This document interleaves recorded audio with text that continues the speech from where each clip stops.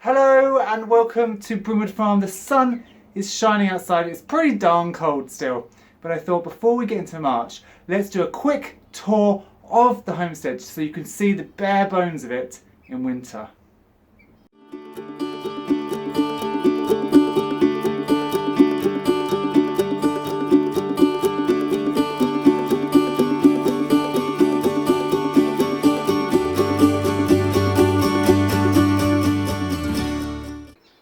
So we have a nice bit of February sun today, so I thought I would take advantage and do a quick tour to show you what's what, including some of the chicken stuff and also the veggie beds and the ornamental beds. So let's go outside. I haven't had a clean up, so there are still obviously down here there are some old tubs of poo that I need to get rid of. These are some of the trees that I was gifted, and you can see they are still just bare stems. We haven't got any buds on these yet. Over the coming weeks they will respond to the heat and soon we'll have some lovely buds, I hope. These are my Iris Reticulata harmony bulbs. So if you remember, I bought these back in January. They were on offer because bulbs really need to get planted in autumn, and so obviously at this time of year in spring, January, the garden centres are trying to sell them off cheap. So I think the bag was about 50p or 10p, I can't even remember, but I popped them in just to get them rooted, and they are going to flower. You can see here, and you can kind of just start to see they're this deep purple colour, but then they have this lovely little yellow veining on it. Now the Catherine Hodgson has gone over, so you can see here these are the ones that have already flowered, and they've started to put up the leaves, and these leaves come after the flowers, and these are the leaves that will photosynthesize and suck down loads of energy into the bulb to prepare the flower for next year. So you don't want to cut those off. You just want to you can cut these flower tips off, but don't cut these leaves off because they're going to feed the plant. So the alpine troughs at this time of year kind of look a bit miserable as too. There's not a lot going on.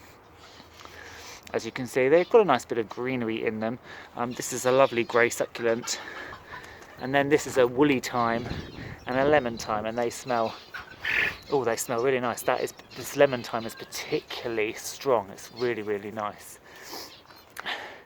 Over here we have the full sun bed, so it's got a bit of winter sun, and this year, previously it's kind of been a Mediterranean planted, so it's had succulents and lavender and things like that. This year it's going to have a lot of cutting flowers in, so we're going to do dahlias, zinnias, cornflowers, loads of stuff like that, all in here so that we can cut the flowers. Now when I got those Iris Reticulata bulbs, I also got a ton of daffodil bulbs, and I have started to put them throughout here and also down here as well. And if we come over here, you can see that we have got a few starting to come through. So they have started to grow roots and started to pop themselves into the ground and done really well. So I'm looking forward to them coming out. As always, they are white because you know my hatred for yellow daffodils. And then over here we have some more that I popped into this tub. I obviously need to fill it up with soil because I dug it over and the soil is now settled, so I could do with putting some more soil in here just to cover the tips. These are the lovely multi-stemmed and multi-flowered daffodils from 2 years ago, so obviously they are ahead of the others because they're already rooted into the ground and ready to go, so these won't be flowering before too long. Let's take a look at the old quailey. Hello quailey.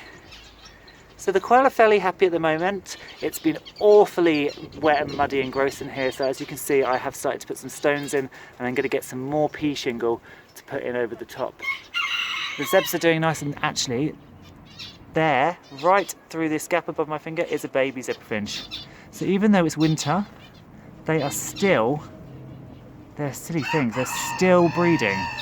So that zeb is literally out of the nest today or yesterday. It's a new baby. That's dad, that's mum come down to see it there. Dad is flying around above it, making sure it's protected. There is, oh no, that's another hen. Maybe she's come to try and steal it. When they first fed, they don't really know what they're doing, so they do come protect them. What I will do is probably pop that back into the nest tonight because it's going to be quite cold. And in fact, over here is its sibling. So that one there with its head under its wing is its sibling that came out as well. So there's just the two little grey ones. Hello. Born in the middle of winter, huh? Not a great start, is it? You gonna feed it? I think that's probably mum and dad next to it. So the zebras are doing well, the quail are doing well. On this ornamental bed there isn't a ton of stuff going on. We've still got this lovely dogwood which is offering some lovely colour. And the first of these little wild violets are starting to flower, you can see here. And soon enough this pulmonaria will be out as well, ready for the bees. As I said, most of this is herbaceous stuff and so not a lot's going on, but again you can see down here some of these daffs. In here, the Danvers, so there are a couple of the Danvers, and they've got the message that this is a nest box. So it's literally just a chest of drawers, and I've opened one of the drawers and I've popped in some shavings. And they are starting to realise that this is a little nesting site. Hello! Which is great, because it keeps it off the ground, it keeps it out of reach, and it makes it very easy for me to get hold of those eggs. Especially because I want to be hatching the Danvers, so I want the Danver eggs to be as clean as physically possible. Because you can't really wash, unless you've got a artificial bloom to cover the egg in after you've washed it, you really shouldn't wash it because you can help let bacteria in. So hopefully these girls will lay in this little chest. Thanks. Keep it nice and clean, and then I can hatch those eggs. So we'll leave them to do their job. Got a lovely little euphorbia here, starting to flower. Looks very nice. The fence so far has survived, so if you watch Smallholding Diaries you'll know I put these sort of struts in to hold the fence in place, and they've worked well.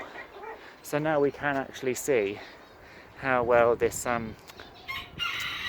honeysuckle is doing. So these were honeysuckles, there were just two of them, two cuttings, so this is one plant.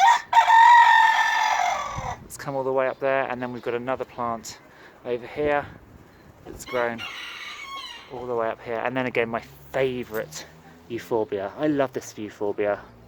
Isn't it pretty? This deep scarlet blood red tips, and then the red stems, and then this dark foliage. Really makes it a fantastic plant. Now, not a lot is going on down here. We just have some lovely shade-loving plant here, the Brunnera, which has recovered from its attack of aphids, and it's starting to set lovely new leaves out. There's a few croci, there's some geums. Most stuff hasn't come up yet. This is lovely lamb's ear. There's a little bit of vinca down here. This is a white vinca, and it should spread and cover this patch with nice foliage, but also white, little white flowers. And then up here you can see some of the daylilies are starting to poke through. So we have got growth, we have got signs of life. At the back here next to the greenhouse they come up a lot more, you can see. And then our snowdrops over here are still looking lovely actually. They've lasted really, really well. The main veggie patch hasn't got a lot in it. So this, I have broad beans up to about here. They haven't actually come through yet. And then I think I'm going to use this for my dill, coriander and parsley all along here. I've got one little rogue spinach there. So I think this is going to be my herby beds. And then most of these beds are empty. So the kale is still going, but again, if you watch the Smallholding Diaries, you will know that it is starting to make flower shoots. So it will need pulling up soon. So we have got just this amount of kale left. We've got a few beets left. One rather large beet here. So they need pulling. There's a tiny amount of carrots left in here. You can see there's a few. And there's a couple of purple top Milan turnips, which are probably past their best, but they'll do all right to be dug up and boiled or stewed or something like that. So that's kind of the 3 beds worth. Do it from this angle so you can see. So the veg patch is bare at the moment, but we're going to get there. Barry and his remaining ladies are in here. This is the cat box, so at night obviously they go into that. Barry goes into that. I've got another for the girls, and they all go inside because I'm worried about Mr. Fox, who hasn't come back, but there is still this damage where he tried again. No more damage since, And have I left the girls out since? I can't remember. I think I might have only left them out one night since, and this is what happened, and I haven't wanted to leave them out again. And then let's just go and have a look at these girls down here, where I spilled a load of seed this morning. This is my fermented barley. Hello girls, how are you doing? Let me come under here.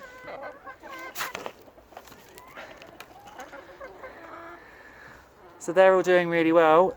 There is a bit of dominance going on, as you can see on a few of these heads. So I started to think it was just the cockerels that was doing this, but we only have one cockerel who is there in the middle of the screen. My frizzle Poland cockerel called Skeksis. So I think it's actually a dominance thing with the hens. So I think some of the hens are the ones that are doing some head plucking. You can see both my expats, which they've just gone behind Skeksis, and this one down here to the left. Both of they are the bottom of the pack, and both of them have baldish heads. And I think that is basically a sign that the other hens are saying, "Oi, keep out my territory, you are at the bottom of the chain, don't get any ideas."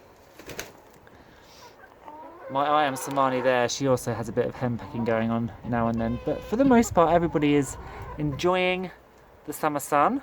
The summer sun? The winter sun, I should say. They've got some nice deep straw in the poultry shed,